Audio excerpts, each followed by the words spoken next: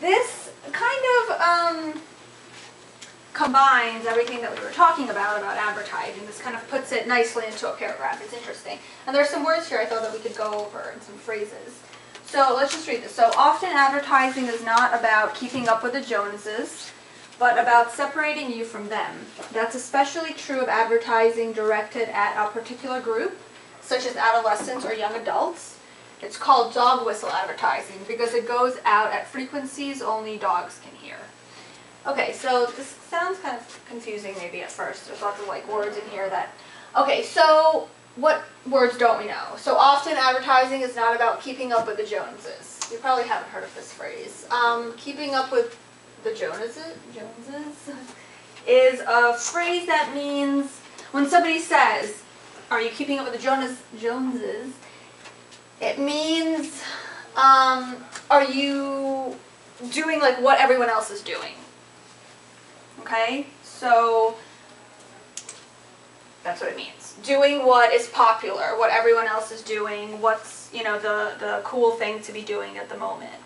Okay, so if everyone on your block is getting a swimming pool, if you're keeping up with the Joneses, you're also going to be getting a swimming pool. It's just kind of this idea. It's mostly about like material things, right? Having like material things. Okay, so it's not about this. It's not about doing what everyone else is doing. It's about separating you from them. So right, so here everyone is the same. You're doing what everyone else is doing, but it's not about that. Advertising is about separating you from them. That's especially true of advertising directed at a particular group, such as adolescents or young adults. Do you know what adolescents are? Who adolescents are? Do you know that word? No. This means a young person. So probably like teens, like that. Young people. It's called dog whistle advertising. This is a phrase that they made up.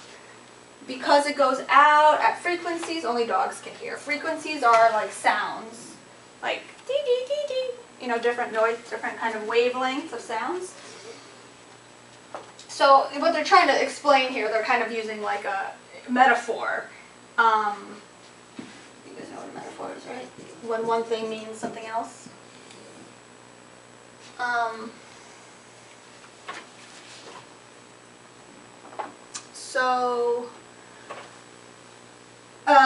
So this is talking about,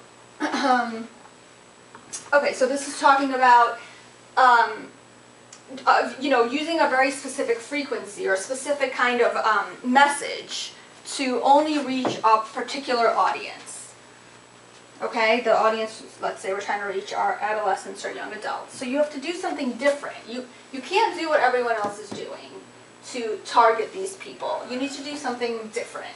Something that only these people can understand, you know, something that they relate to, something that they find relevant. So, so what does the author mean by this statement? I tried to explain it to you, but basically I can read to you what the definition here is. Maybe it's better than mine. So some advertisements specifically target young people. We can talk about some of those. They use language, images, and messages that strike a chord with teens, but which might not have the same appeal to their parents. So that makes sense, right? And that's something we know in general about teens, right? Teens love alternative things, young people. They like anything that's different. Anything their parents like, they don't like, and vice versa, right? So you have to somehow, in a different way, as someone that's trying to advertise to teens, you have to appeal to them in a different way. So the way you appeal to them is different than how you would appeal to their parents, right?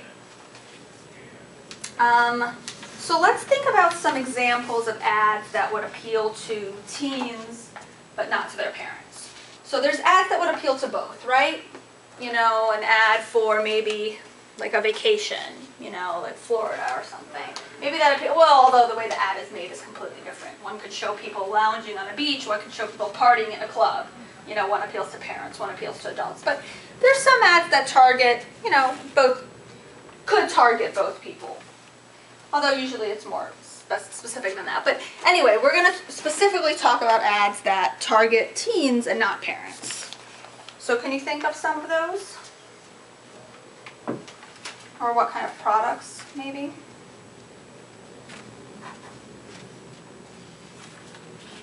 What kind of a product would never be targeted toward parents?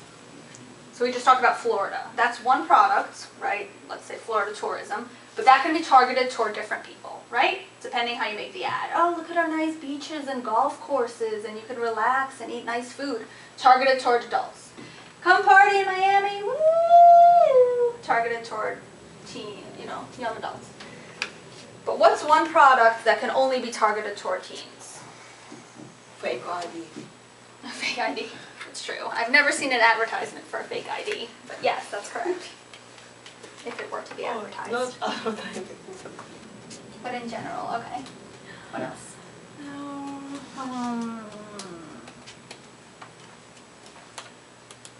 Kind of sweets. Sweet product like chocolates, chewing gums. Mm-hmm. Chewing gum, maybe like sour candy, like Skittles. Sure, not many people over the age of like 45 buy Skittles. Yeah, candy, chewing gum. What else? Clothes. Clothes. Yeah. What's that bakery? Miracle style. Yeah. That's not really. That's for teens, right? Yeah. Yeah, that's a very actually specific teen. That's like, I would say probably like 11 to 14. Usually shop there. Or, yeah. Or like American Apparel. Also like only targeted toward young adults. Yeah. Can you think of one? Only targeted, something that's only targeted toward young people. Products. So when you were young, what did you like to buy that your parents didn't buy? Amanda is very much food. Games? Sorry, what kind of games? TV games. Mm-hmm. Like PlayStation. video, PlayStation. Yeah, exactly. Parents might buy that for their teens, but right, they're not buying it for themselves. Oh, are you trying to write that? I'm sorry. Stop walking in front of it. Yeah, great. So yeah, those are some products that would appeal to teens but not adults. What about the ads? Can you think of any ads you've seen recently on TV or maybe even heard on the radio or seen in a magazine or newspaper that specifically target one audience, a younger audience? No? Let's see.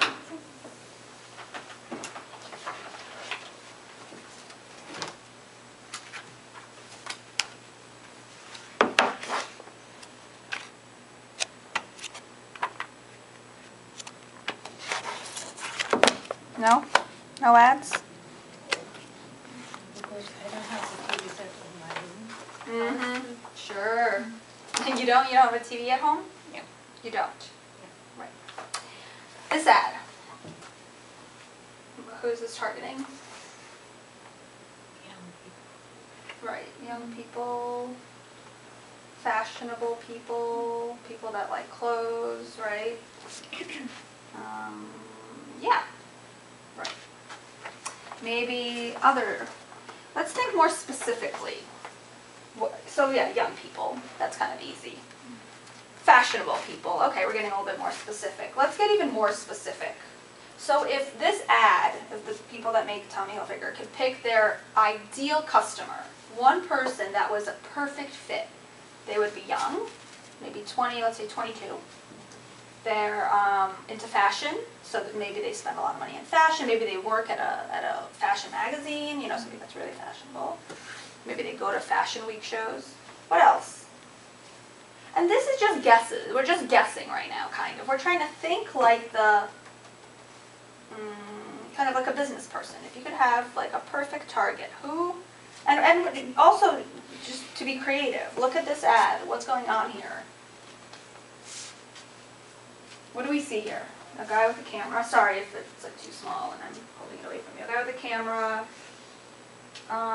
like kind of like shoe, like walking shoes, like equipment, fishing.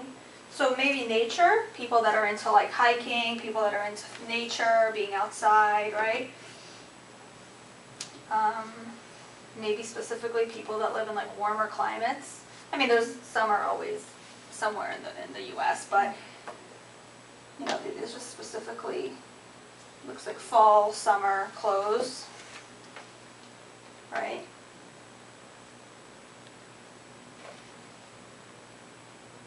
March. Probably wouldn't run this ad in the middle of winter if I was Tommy Hilfiger.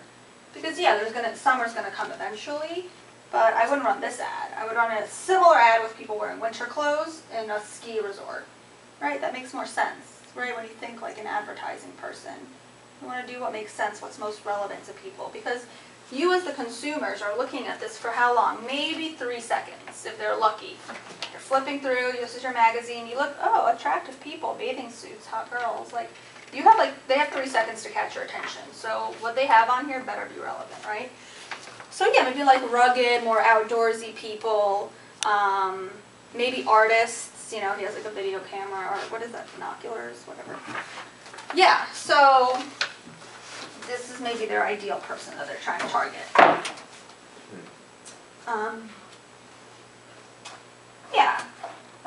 I would say most of the ads in here are meant for young people, definitely. Like this, for example, this insert, or stickers. You know, like this is definitely for younger people, right? Because I think even like a 25-year-old wouldn't be playing with stickers. Like I'd be embarrassed to still be playing with stickers. But when I was like younger, I did. So yeah, this is definitely for people that are younger. Okay, maybe teenagers even. Okay. So,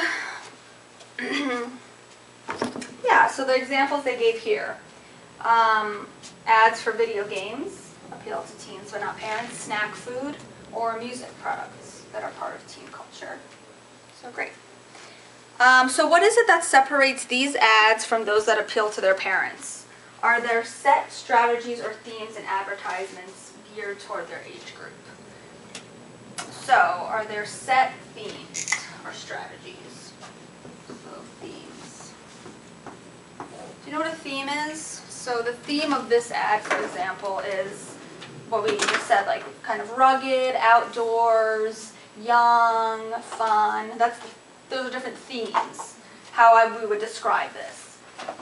So, what are some themes that would specifically describe teen? Just give me words. When you think of adolescents and teens, words that describe them but not their parents.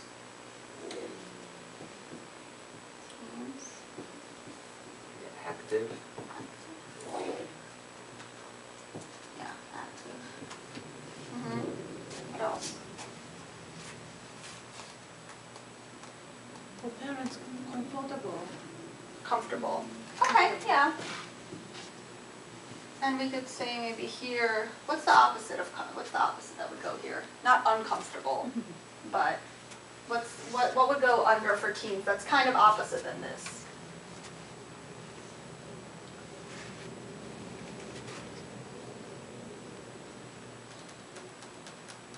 Do you know what Teens don't want to be comfortable, really, right? When you think teens, you don't think comfort, right? What do you think? What's more something that teens are into?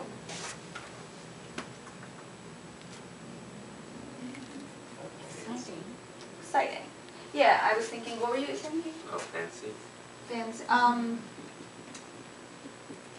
I would maybe even put fancy here. Here's more like cool as opposed to fancy. Maybe, I don't know. Again, like none of these are right or wrong answers. It's just generally exciting. I would say also like risk-taking. So risk-taking versus comfortable. So not very many adults are big risk takers, right?